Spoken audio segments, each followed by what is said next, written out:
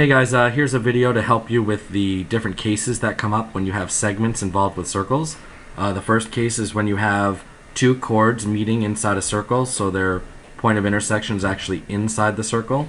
And what happens is these two chords meet in such a way that they divide each other into two pieces each, right? Now, not necessarily in the middle, right? That would be the center of the circle. But there's a piece here, there's a piece here, a piece here, and a piece here. So there's four pieces. So how do these pieces relate to each other? Well, as the theorem says, the product of the two pieces of each chord are actually the same.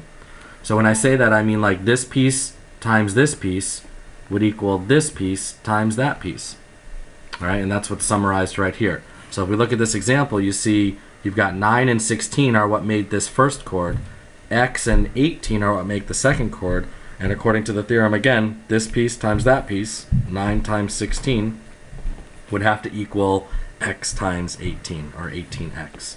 And that's your setup every time. Every time you have chord-chord, they meet in this way, and the pieces of the one chord when multiplied equal the pieces of the other chord when multiplied. Okay? So we just solve this out. 9 times 16 is 144. 18x divided by 18. Let's see, I believe that is 8. Okay, so there's your first example. Let's do another example. In this case, it looks like we've got 6 and 4. So 6 times 4 must equal 3 times x. So 24 equals 3x, x equals 8 again, just coincidence. Obviously, it's not going to be 8 every time, but in this case, it just happened to be that way. And the only real thing they can throw at you to make it a little more challenging would be to just up the algebra ante a little bit.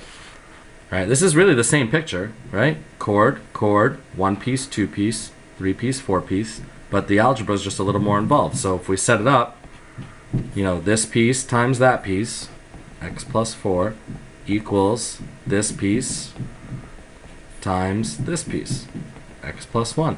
And you just did all the geometry that goes with this problem. The rest is pure algebra. So you got to remember to distribute x squared plus 4x. Use the distributive property twice here, really, right? Or some of your teachers, I think when you learned this, they called it FOIL. So you got your first, outer, inner, and last. I think I missed one here. Hold on.